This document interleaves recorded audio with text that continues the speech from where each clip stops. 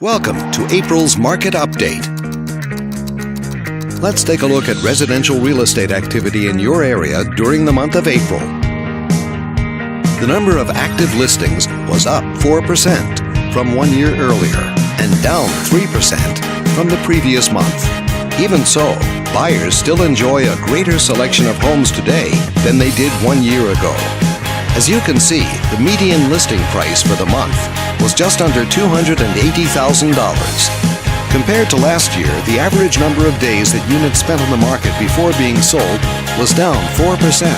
This lower number of days may signal a positive trend in the local inventory turnover rate.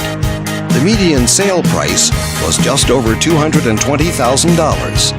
The number of units sold decreased 7% year over year and increased 16% month over month. Despite a slight annual decrease, this upward monthly sales trend indicates positive momentum. Thanks for watching. We hope you use this information to make smart, informed decisions in your upcoming real estate transactions. Feel free to contact us for more information or further assistance.